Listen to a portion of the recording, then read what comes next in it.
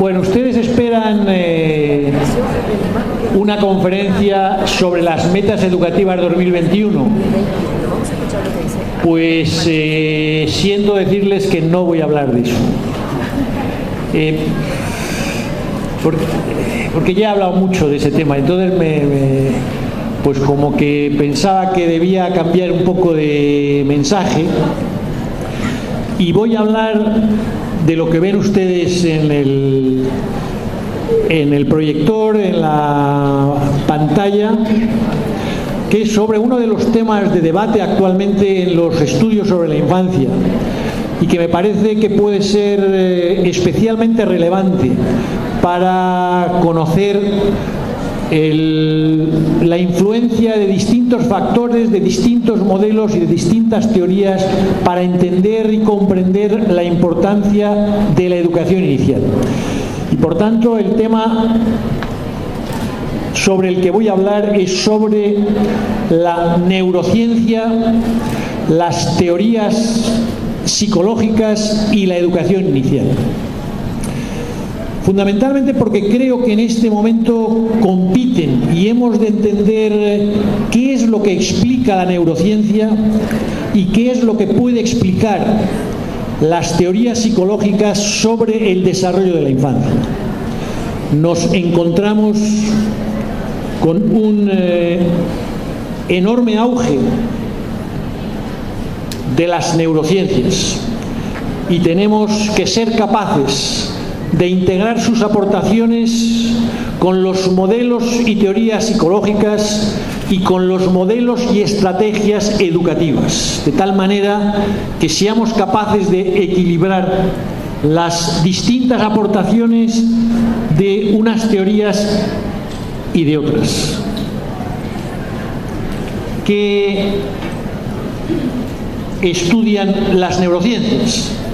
Bueno, fundamentalmente la neurociencia, voy a ir rápido en esta primera parte, estudia el cerebro y el sistema nervioso de tal manera que intenta explicar cómo los cambios en el cerebro y en el sistema nervioso son capaces de generar determinados comportamientos y actividades del ser humano, de actividades más psicológicas. Y por tanto, la neurociencia ha abierto sus investigaciones a distintos campos del desarrollo y de la actividad humana que anteriormente estaban relativamente vedados a los análisis neurológicos. Se habla, por tanto, de neuropsicología, pero se habla también de neurocultura y de neuroeconomía y de neuroestudios jurídicos. Es decir, lo que tratan las neurociencias es de analizar e intentar comprobar cómo el desarrollo cerebral y neurológico da cuenta, permite interpretar actividades humanas que nos parece inicialmente muy alejadas del funcionamiento del cerebro. Si a ustedes les hubieran preguntado hace unos años que la neurología podía interpretar o intentaba interpretar el funcionamiento económico de los países, hubieran puesto cara un poco elucubraciones. Bueno, pues ahí están. Ahí están los libros, ahí están los documentos, ahí están las investigaciones. Lo mismo en la neurocultura. ¿Qué relación tiene la pintura, la música, el arte con el desarrollo cerebral y el desarrollo neurológico? Bueno, pues esos son campos en los que la neurociencia se está moviendo. Y por tanto también la neurociencia intenta analizar, intenta que entendamos el proceso madurativo del niño. Es decir, qué cambios en el cerebro y en el sistema nervioso nos permiten interpretar y explicar las modificaciones que el comportamiento infantil está viviendo. Conscientes, como luego diré, que no hay despliegue genético sin la aportación del medio ambiente. y esa es una de las tesis que defenderé, para comprender mejor el papel de la neurociencia en el desarrollo. ¿Qué aporta, por tanto, al desarrollo infantil los estudios de la neurociencia? Bueno, he señalado algunos puntos para situarnos sobre esas aportaciones. Primero, conocer las bases genéticas del desarrollo, es decir, qué aportaciones, qué modificaciones, qué cambios nos permiten interpretar determinadas conductas o determinadas alteraciones de la conducta en el desarrollo infantil. Y hay un campo enorme, no solo en el desarrollo, entre comillas, más habitual, sino en el desarrollo más especial de determinados niños y niñas. Pero el segundo punto al que quiero hacer una especial mención es que la neurociencia analiza también la influencia del ambiente en la inhibición, activación o enriquecimiento de la dotación genética, del despliegue de la dotación genética de los individuos. Es decir, se va más allá del habitual modelo en el que el desarrollo era una confluencia de la genética y del ambiente. El ambiente también influye en la dotación genética. El ambiente es capaz de inhibir determinadas proteínas, enzimas, y por tanto que no permiten que la dotación genética actúe, o al contrario, fortalecerlas y desarrollarlas. Es decir, el ambiente tiene un papel incrustado en determinados mecanismos de la actividad de los genes. De ahí, no me voy a extender este tema, de ahí el concepto de epigénesis. La epigénesis estudia el juego de interacciones que permite interpretar después la actividad del ser humano, de lo cual aún sabemos muy poco, pero vamos sabiendo cada vez más. Y eso es una riqueza enorme de los estudios neurogenéticos. Por tanto, en ese juego de interacciones y de profundas implicaciones entre lo genético y lo ambiental, es necesario analizar la influencia de los diferentes ambientes más próximos o ambientes más alejados, el juego de contextos que determinados modelos psicosociológicos analizan, más alejados y más próximos, que actúan, sobre todo los más próximos, en la actividad genética de los seres vivos.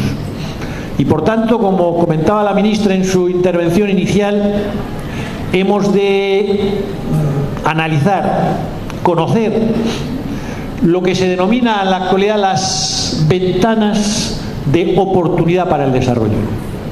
¿Cuáles son? ¿Y cómo actúan? ¿Y cómo operan?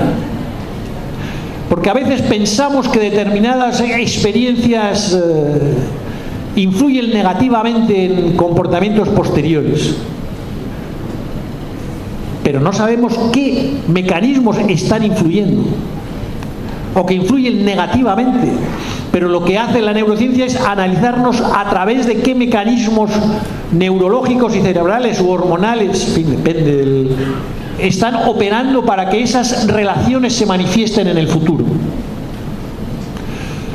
Por tanto, de lo que se trata es de conocer las posibilidades y los límites del desarrollo en el juego de las interacciones existentes. Y eso es lo que nos permite y nos permitirá explicar y defender la importancia de los primeros años en la vida de los niños. Porque lo que demuestra la investigación es que las experiencias vividas en esos años, sobre todo determinadas experiencias, son cruciales. No diré determinantes, sino cruciales para sustentar desarrollos y aprendizajes posteriores. Luego lo matizaré un poquito más. Digo cruciales y no determinantes porque otro de los mensajes que creo que hay que tener en cuenta es la enorme plasticidad del ser humano y por tanto su capacidad de recuperación a pesar de experiencias enormemente negativas. Y eso es lo que nos permite entender que también la educación básica y la educación de jóvenes y adultos tiene un papel. Porque no decimos, la historia está escrita, ¿ya? Está mal escrita, mala suerte. Oiga, no, estará mal escrita, pero hay posibilidades de recuperación. Un poquito más difícil, depende. Y por eso también hablamos, o hablan los especialistas, de resiliencia, es decir, la capacidad del ser humano de superar las condiciones más adversas. Es decir, cuando todo parece perdido, hay personas, hay niños que no tienen padres, que no han estudiado, que no han tenido tal, que no han tenido lenguaje, que no han tenido... Bueno, y esos niños, a los 8, 10, 12 años, de repente, dicen, pero bueno, todas las cartas apuntaban al fracaso y ha habido un éxito. Ojo, con eso no quiere decir que nos lavemos las manos y decir, bueno, como algunos tienen éxito, todos pueden tener éxito. No, son excepciones que no marcan una regla, pero hay excepciones. Bueno, ahí resumo un poquito lo que les he comentado. Yo digo dos leyendas y un mensaje. Bueno, la primera leyenda, que es los genetistas, cuando dicen la herencia marca el desarrollo. No, la herencia influye en el desarrollo, desde luego, pero en estrecha interacción con el ambiente. De ahí la importancia de la educación. Si no. Segundo, lo comenté anteriormente, las experiencias infantiles son irreversibles. Tampoco. La enorme plasticidad del ser humano nos hace ver que es posible recuperar experiencias muy traumáticas, pero también es cierto que la etapa de educación infantil es la etapa de mayor plasticidad y de mayores oportunidades para el enriquecimiento, por lo que no podemos dejar pasar ninguna de las experiencias estimulantes que pueden vivir los niños. Y finalmente, el último de los mensajes: la neurociencia no sustituye ni a la psicología ni a la educación. Es decir, que el conocimiento de la neurociencia nos permite interpretar muchos comportamientos, como ahora veremos en algunos de los ejemplos, pero es necesario igualmente, o incluso más para los que trabajamos en la educación, conocer los modelos psicológicos y los modelos educativos, porque ellos son los que nos van a orientar en cuáles son aquellas actividades, aquellas experiencias que más inciden en el desarrollo madurativo, en el desarrollo neurológico, en el desarrollo psíquico del ser humano, de los niños pequeños, las que más aportan en el desarrollo epigenético de los seres humanos y de los niños pequeños. Bueno, hago un cambio de rumbo y entro en un tema que luego recuperaré las teorías neurocientíficas. Entro en uno de las dimensiones más importantes del ser humano y que son abordadas fundamentalmente desde los modelos psicológicos y también desde las estrategias educativas, que son lo que es lo que se denomina la función ejecutiva. He elegido esta función y no el conjunto de dimensiones que ustedes habitualmente conocen: el desarrollo comunicativo, el desarrollo intelectual, el desarrollo lingüístico, etcétera, porque es una de las funciones que más relevancia están adoptando en estos momentos y que nos ayuda a comprender elementos fundamentales del desarrollo y contribuyen a poder orientar nuestras estrategias educativas. ¿Qué se entiende habitualmente por la función ejecutiva que se desarrolla en la educación infantil o en la educación inicial y empieza a consolidarse en los primeros años de la educación básica? Fundamentalmente, tres tipos de habilidades constituyen la función ejecutiva. La primera de las habilidades el autocontrol y la autorregulación, es decir, la capacidad de los niños, de las personas, de ser capaces de planificar su comportamiento y de regular su mundo emocional y saber que hay que orientar su conducta de tal manera o tal otra, que hay que decir tales y cuales cosas, que hay que, cuando uno se frustra, pues no pegar al vecino porque es culpable, pues más bien esperar a resolver, bueno, lo que es autocontrolarse y regular el comportamiento. Segundo, la capacidad de almacenar información para procesarla después y encontrar solución a los problemas, que es lo que se llama la memoria de trabajo, es decir, la capacidad de poder jugar con múltiples informaciones que pueden estar activas, por lo tanto no olvidadas. Y finalmente la flexibilidad cognitiva para buscar estrategias diferentes. Bueno, todo ello resume un poco lo que es la función ejecutiva. Dentro de la función ejecutiva hay un elemento, una dimensión que también es importante para el trabajo educativo, que es la atención. Es decir, la capacidad de prestar, de concentrar el interés en determinados elementos de la realidad o de la información. Y por tanto el ser capaz de concentrarse en determinadas actividades. Los niños hiperactivos tienen serios problemas en esta dimensión. Los niños con enorme labilidad emocional tienen serios problemas en esta dimensión. Los niños con falta de atención, lógicamente, pues tienen serias dificultades. Los niños que no, ¿y por qué tienen estas dificultades? Luego lo veremos en los aspectos también neurológicos.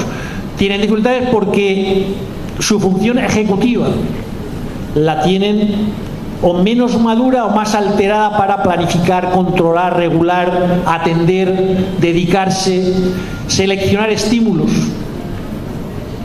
Bueno, leí el otro día un chiste, no sé qué periódico, de un profesor de matemáticas hablando explicándole las matemáticas a un joven de 13 años, ¿no? Se veía al profesor, era una viñeta, se veía al profesor diciéndole, pues no sé, integrales, no sé qué, derivadas, raíces cuadradas, son como muy serios. Se veía la segunda viñeta al joven, mi novia, mi internet, la conexión, esta tarde salgo, mañana tengo que comprar, y con cara muy atento, ¿no? a lo que decía el profesor, pero venga, la gente con la mente a años luz de la derivada de lo que el profesor le estaba contando. Bueno, pues eso pues bastante normal entre todos, ¿por qué no van a engañar, no? Estoy seguro que mientras yo estoy hablando, ustedes están pensando, mi hijo hoy tiene una clase, le tengo que llevar mañana no sé dónde, a ver qué voy a hacer tal cosa, a ver si este señor acaba pronto y llamo por teléfono, bueno, en fin, mientras atienden un poco, ¿no? Pero ven que, bueno, lo que es habitual en nuestra vida, en determinados alumnos es la norma, que es no prestar nunca atención a lo que hacen y desesperar a los profesores y en ocasiones a sus familias. Bueno, incorporo un ejemplo que siempre me ha parecido muy claro, que leí en una de las investigaciones recientes en el campo de la neuropsicología. Cuando se trata de explicar y de entender por qué los problemas familiares, las difíciles relaciones familiares que tienen los niños pequeños, los que las tengan, influye después en sus dificultades de aprendizaje. Si yo les digo, los problemas de relación familiar en la infancia generan problemas en los aprendizajes posteriores del niño. Pues la gran mayoría de ustedes dirán, pues es muy razonable. Bueno, el chaval ha tenido problemas en la infancia y tal, pues algo le ha pasado, no sabe bien qué, ha tenido experiencias negativas y tal, bueno, pues luego es normal que tenga esos problemas. Eso lo podíamos decir hace pues unas décadas de años. Claro, resulta que hoy sabemos mejor por qué sucede eso, cuáles son las alteraciones que generan esas relaciones, esas dificultades infantiles que después van a generar problemas en el aprendizaje. Y se lo he señalado en 2 frases y media para resumir una serie de estudios, para que vean cómo la neurociencia ayuda a comprender relaciones psicológicas o relaciones entre variables que de otra manera hubieran quedado un poquito más oscuras. ¿Qué provoca la difícil relación familiar?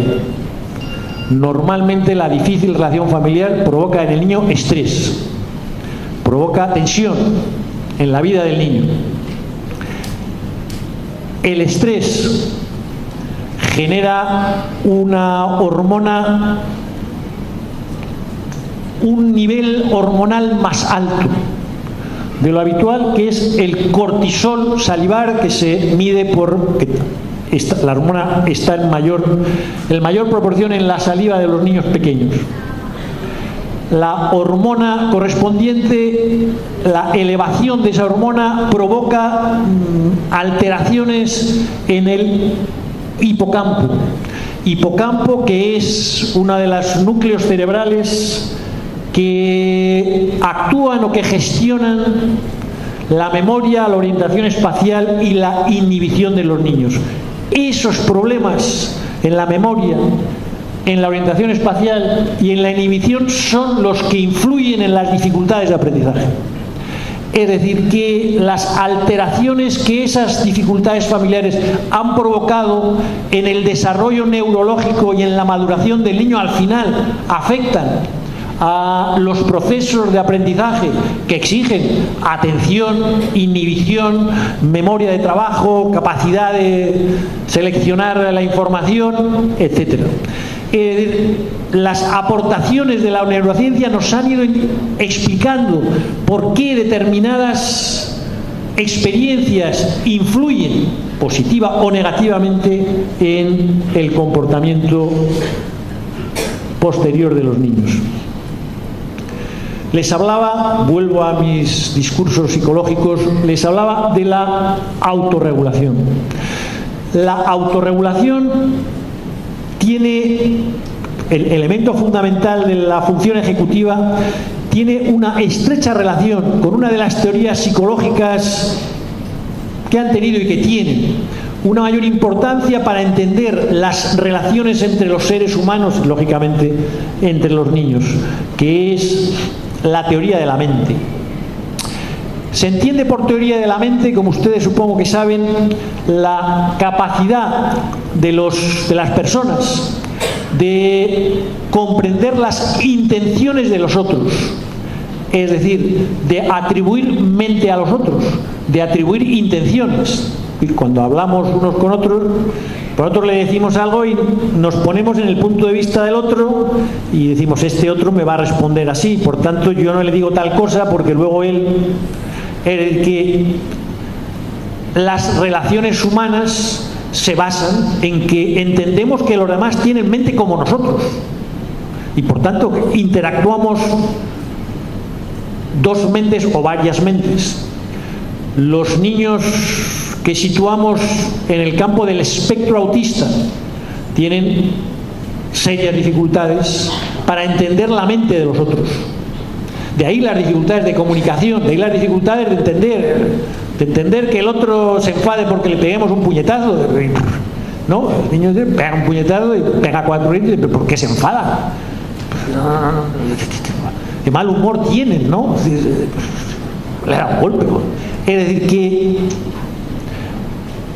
el desarrollo de habilidades de autorregulación y de conocimiento de la mente del otro es la garantía de un desarrollo equilibrado, lo que nos permite ser sociables, lo que nos permite adaptar nuestro comportamiento y movernos para no enfrentarnos o resolver los problemas. Bueno, todo esto, la teoría de la mente y la autorregulación, se enraiza en la función ejecutiva. De ahí la importancia de la educación, de comprender la función ejecutiva y de saber cómo educar la función ejecutiva, que es el mensaje de la segunda parte que les voy a transmitir. Hasta ahora, pues he intentado hacerles comprender cómo la neurociencia y las teorías psicológicas y educativas se entremezclan y hemos de saber separarlas e integrarlas. Bueno, ahora ya voy a entrar en la fase segunda de mi intervención, que es cómo se explica desde la psicología los procesos de autorregulación y la teoría de la mente y qué debemos hacer los educadores, cuáles son los retos que nos plantean, qué aporta la educación, qué aporta para ayudar a la autorregulación y a la función ejecutiva y por tanto para favorecer el desarrollo madurativo de los niños a lo largo de sus edades tempranas. Bueno, entro en algo de teorías más psicológicas, y es el tema de la autorregulación. Y la referencia clásica, supongo que habrá más modernas, pero yo pues continúo siendo un poco clásico, pues es Vygotsky. Es decir, cuando plantea que el cambio, uno de los cambios más importantes en el desarrollo es el paso del control externo al interno. El control por los otros de los niños pequeños a la capacidad del niño de ir controlando su propio comportamiento. Fijaros que entramos de nuevo, Vygotsky, yo casi hace, no digo un siglo, pero casi, entramos de nuevo de la mano de las funciones ejecutivas a las teorías clásicas vygotskianas. Es decir, cómo el niño que es controlado por los adultos externos, niño pinta, niño, en fin, tal cosa, pues el niño va y lo hace. O él mismo se dice a sí mismo, y lo dice en voz alta, como bien sabéis, por el lenguaje exterior, así sí, tengo que pintar, voy a pintar, entonces pinta. Pero se lo tiene que decir él, y tiene que escucharse a sí mismo. Voy a pintar y luego voy a lavarme las manos y luego voy a salir y a portarme bien. Uno da por supuesto que va. Y si no se lo dice, no sabe qué hacer. ¿Qué hay después de pintar? Lavarse las manos, ¿no? Así. Bueno, ¿cómo se va pasando de esa autorregulación externa a la interna? Cuando el niño planifica, y planifica sin decírselo a través de su lenguaje interior, y es capaz de planificar a corto y a medio plazo, y es capaz de orientar y seleccionar, etcétera. Bueno, pues señalo 3 elementos que voy a retomar después a la hora de la perspectiva educativa. 1, la interacción con los iguales. El desarrollo, como decía Vygotsky, es fundamentalmente social. El desarrollo exige a los otros para construirse como uno mismo. Y de ahí la enorme importancia de las experiencias educativas tempranas. Que los niños pequeños, desde lo más pequeños posible, puedan encontrarse con otros niños. Es fundamental. El desarrollo de un niño solo le priva de lo que es la interacción que genera la autorregulación posterior, que ayuda por el juego de intercambios, de choques, de peleas, del juguete, del otro, del de más allá, que hace que finalmente el niño se dé cuenta pues, de que el otro, pues que hay un otro que, en fin, que hay que compartir, en fin, muy a pesar del niño. Bueno, pues ya podía ser todo para mí, pues no. Primer elemento fundamental, claro, si el niño se desarrolla solo, tenemos una dificultad. Por eso la apuesta de oferta educativa de niños pequeños es fundamental en las políticas públicas. Es fundamental para todo lo que estamos diciendo. Segundo, el juego simbólico. El juego simbólico es el que permite la construcción de significados y significantes que conducen a una manera de entender la realidad como construcción también de la persona. Y por tanto, a través del juego simbólico avanzamos en nuestros sistemas de planificación y de control y en la visión de la realidad como potencialmente simbólica, como potencialmente distinta a la que estamos viendo. Y finalmente el juego de roles, es decir, cuando el niño se hace otro, cuando el niño con otros asume otro papel y se distancia de sí mismo, y entonces es capaz de sentir el juego de conciencias, el juego de intenciones. Entonces él no es Lucita, no sé, en fin, que sea, no sé qué, o es el médico, es no sé quién, pero ese juego de roles que interactúa con los otros es el que ayuda a construir su visión de los otros, su visión de que los otros tienen también conciencia y que él puede cambiarse a sí mismo. Es decir, el juego de roles es de una riqueza enorme para la construcción de la función ejecutiva, para la autorregulación y para la toma de conciencia, para la teoría de la mente. Porque uno percibe que es que además de ser Pepito, es Caperucita, o lo que sea. Es decir, que le da una riqueza y una experiencia enorme. De ahí la importancia del teatro. El teatro en la infancia tiene un papel enormemente, en la infancia y después, enormemente rico para este juego de representaciones múltiples. Por eso cuando los niños en las escuelas solo se dedican al lápiz y al papel es como una pobreza tremenda, ¿no? Tiempo tendrán para el lápiz y el papel la vida, ¿no? Digamos, ahora es tiempo de otro tipo de experiencias, en perjuicio de que puedan, en fin, escribir en su momento, ¿no?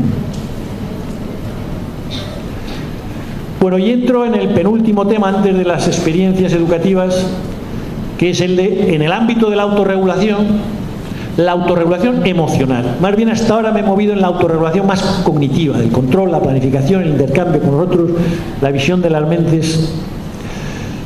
Pero la autorregulación emocional es fundamental para el desarrollo de los niños y de las personas, porque es lo que al final lleva a un equilibrio personal y una sensación de bienestar, en la medida en que el bienestar surge del equilibrio con los otros y que del equilibrio personal.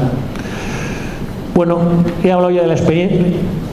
Por eso las experiencias tempranas emocionalmente ricas son tan importantes. Y por eso el contexto social que asegura esas experiencias emocionalmente ricas es básico. Y dentro del contexto emocional, el entorno familiar adquiere una importancia decisiva. No hay, yo diría, mejor trabajo de las experiencias infantiles que aquellas que se dedican a cuidar y a mantener relaciones con los padres y las familias de los niños.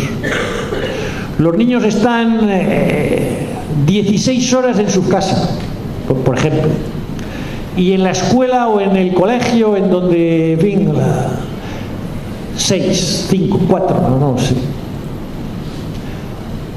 No digo que de nada sirve, pero serviría mucho más que las 16 horas fueran ricas, que fueran solo las 5. Por tanto, si de esas 5 una se dedicara a las familias, multiplicaríamos el efecto sin lugar a dudas. Bueno, y hay muchas estrategias, luego lo voy a retomar, para la autorregulación emocional: la respiración, la meditación, los juegos de rol, el teatro, la creatividad. Es decir, el equilibrio emocional debe, por parte de los educadores, debe planificarse. No surge así simplemente porque... Y no, bueno, cuando hay una pelea en los niños, venga niño, no te pegues, no pegues al lado, no. Quiere decir, el niño debe ir pasando, de nuevo, de la autorregulación externa, de que el adulto le dice, niño, en fin, no pegues, niño, dale el juguete a tu amigo, externa, todavía, a que el niño tome conciencia de que, bueno, hay que compartir el juguete. Cuando sea. Claro, ese paso de nuevo es clave, y para ayudar a ese paso, pues el niño debe estar relajado, entender el juego del rol, del teatro, la creatividad, es decir, debe vivir un equilibrio emocional con los otros en el que hay que educar. Bueno, no me extiendo más en ese otro último punto porque porque tengo que ir un poquito más rápido. Entro en las dos últimas transparencias, en los dos últimos mensajes sobre las estrategias educativas. Cómo desde este marco, desde este modelo en el que damos una especial importancia a la función ejecutiva, a la autorregulación emocional, a los equilibrios del niño con su entorno, cuáles han de ser las estrategias más beneficiosas, por una parte de la familia, comento ahora, y por otra de los entornos educativos. ¿Cuáles son las que marcarían una mejor pauta en esa manera de enseñar, de educar? He señalado en la familia 5. Bueno, insisto, centrado sobre todo en la autorregulación, en el equilibrio emocional y en la función ejecutiva. No tanto pues, en otras funciones comunicativas, lingüísticas, cognitivas, tan importantes. Pero insisto que me he centrado fundamentalmente en esta dimensión. Y he señalado, primero, un clima cálido, afectuoso. No sé si es muy castellano, calidez, que leo ahora. Bueno, clima cálido y afectuoso, como elemento fundamental en la familia. 2, sensibilidad, y hablo de disciplina suave. Tan negativo es el autoritarismo como la permisividad completa. Haga lo que quiera, los niños tienen que crecer. No, bueno. Debe haber, como digo dentro del siguiente, reglas claras y seguras. Mira, esto es lo que hay que hacer, esto no se puede hacer, esto sí. Es decir, de tal manera que el niño vaya aprendiendo qué es lo que hay que hacer y qué es lo que no hay que hacer en la familia. El afecto confiado. La referencia afectiva en su familia es elemento fundamental para sustentar el equilibrio emocional. No me voy a extender en los temas del apego y de la construcción de apegos seguros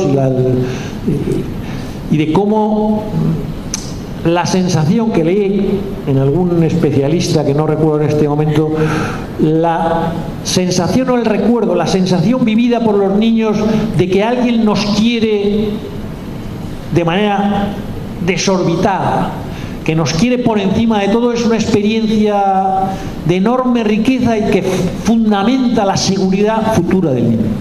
La percepción de que alguien nos quiere por encima de todo. Normalmente es los padres, padre o la madre. Pero claro, el que no vive esa experiencia es una pérdida enormemente importante. Es decir, alguien que a uno le haya querido cuando es pequeño, porque eso le da una seguridad enorme, una seguridad afectiva. Y por último señalo como elemento también fundante de la interacción y de la autorregulación la comunicación. La comunicación con el niño en la que no solamente vivimos los intercambios afectivos, sino que explicamos el porqué de las cosas, de las normas, de las relaciones, de lo que está mejor y lo que está peor, por qué aquí toleramos y por qué aquí no. Proceso en el que el niño entiende a veces algunas cosas y otras menos, ¿no? Pero que siempre encuentra, por tanto, que las decisiones se comentan, se comunican. El niño no entiende la mitad de las veces, pero ahí está. Y termino, más extensa, últimos 5 minutos, con aquellas estrategias educativas que ayudan a fundamentar el proceso de desarrollo y de fortalecimiento de una de las funciones más importantes como es la ejecutiva. Bueno, he señalado algunas, no me extiendo. La estimulación cognitiva y comunicativa como elemento clave de reflexión, de pensamiento y de expresión. Lo conocéis suficiente. 2, el juego simbólico y social. Lo señalé también anteriormente como experiencias vividas en el aula, en la escuela, como tiempos dedicados a este tipo de juegos. A veces recuerdo en muchas de estas actividades, recuerdo a una maestra que me decía, ay, es que se pierde el tiempo.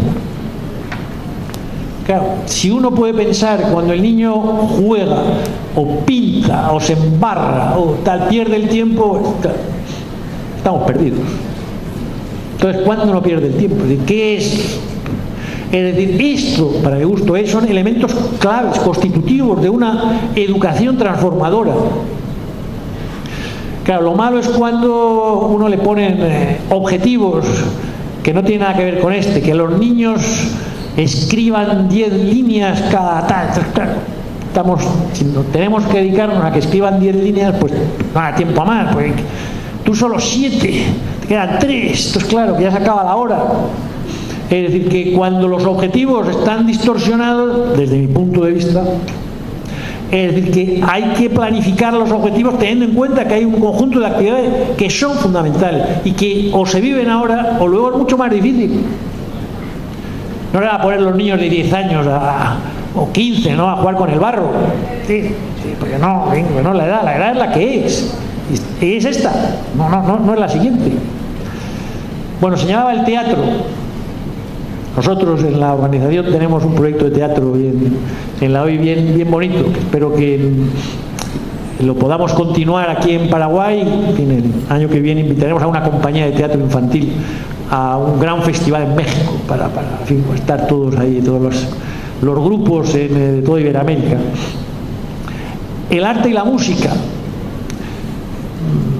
La música es una experiencia fundamental que ojalá la mayoría de los niños se aproximaran a la música. Por suerte, ustedes, paraguayos, viven la música con enorme pasión. Y eso es una riqueza incalculable. Su dominio de múltiples instrumentos, el arpa ven como instrumento de referencia en su cultura, pero su interés y su visión de la música es una riqueza que debería vivirse. Yo creo que la mayoría de ustedes ya lo hacen, vivirse y cuidarse desde los primeros años. El joven que hoy nos ha tocado aquí el violín, bueno, pues es una experiencia maravillosa que seguro, no le pudimos preguntar, pero, oye, niño, joven, no sé cómo se llamaba, Gustavo, oye Gustavo, ¿cuándo empezaste? Pues desde pequeño. ¿Cuánto dedicaste? Pues 10 horas al día. Sí. Claro, yo estuve con Gustavo en Panamá cuando intervino, pero ya le conocía, ¿no? Y les vi a él y a otros 20 en Panamá cuando hicieron el concierto ante los ministros en Panamá con la Orquesta Juvenil Panameña. Era impresionante. No tanto el concierto, pero bueno, estaba bien, ¿no? Sino que es que antes del concierto los 80 Gustavos que había ahí no hacían más que practicar. Íbamos a ver, te tocaba el violín, se levantaban, ensayaban 1, 2, 3 por la tarde, por la noche, a las 2 de la mañana, y bueno, compañeros, relajaros, no, tenemos que acertar, no, nos ha dicho el director que la nota que no doy. O sea, era me atrevo a decir, obsesión prácticamente hacerlo perfecto.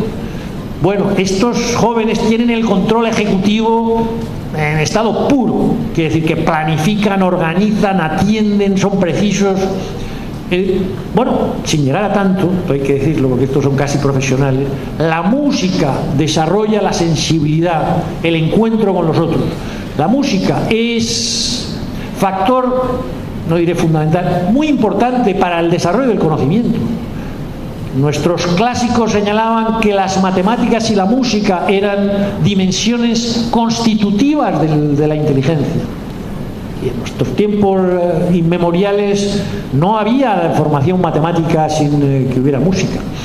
Leí el otro día en este mismo tema, en el instituto matemático más importante de Alemania o de Estados Unidos, en fin, donde están los matemáticos más listos del país o de Europa, y decía el director: nosotros tenemos varios pianos en el instituto, porque nuestros matemáticos tienen que practicar.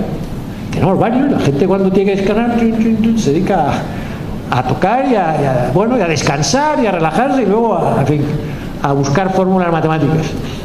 La música es fundamental. Bueno, Otras iniciativas, verbalizar planes, que los niños digan qué quieren hacer para que eso les ayude a autorregularse, tomar conciencia del resultado de sus acciones, que el maestro diga, bueno, ¿por qué? ¿Qué ha sucedido? Mira lo que pasó. Que los niños vayan siendo conscientes de que el nivel de dificultad influye, que no se puede enfrentar a cualquier cosa, que depende de que él tome conciencia de sus habilidades. Que en la escuela se establezcan normas y rutinas para mejorar el clima socioemocional, que se conozcan, que se compartan. En su caso, con la edad, que haya reuniones de los niños donde se comente, bueno, hay que hacer esto, hay que hacer lo otro, hay que hacerlo de más allá. Los cuentos con contenido emocional.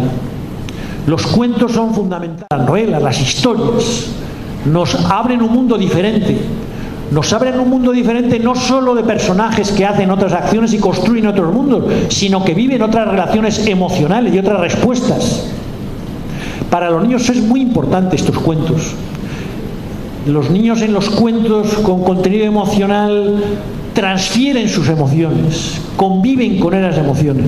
De ahí, pues, la importancia de determinados cuentos. Por eso hay cuentos arquetípicos, que son iguales prácticamente en la mayoría de las culturas. ¿Por qué? Porque se ajustan a las dimensiones emocionales de la gran mayoría de los niños, sus miedos, sus tensiones, sus conflictos con sus padres, con sus familiares, con sus hermanos, sus envidias, lo que viven las princesas, las brujas, las no sé quiénes, ¿no? Bueno, pues todo eso el niño que lo vive y que no lo entiende, lo ve, lo plasma, lo ve enfrente en el cuento. Conocimiento emocional del propio niño de sus emociones, la tristeza, la alegría, la pasión, la vergüenza, la ira, en fin, que el niño vive. Y finalmente, que el niño en su escuela, tanto como en su familia, pueda vivir relaciones sociales seguras, en donde el maltrato, el autoritarismo, la tensión desconsiderada esté prohibida, esté alejada, y eso pues también hay que cuidarlo. Hay que estar atento a las relaciones entre los niños, hay que estar atento a lo que sucede. Termino, resumo. Les he comentado las relaciones y la importancia entre la neurociencia y las teorías psicológicas y educativas. Y les he enviado el mensaje de que los avances en la neurociencia que hemos de conocer no deben impedir que debamos seguir manejando, teniendo en cuenta las teorías psicológicas y educativas.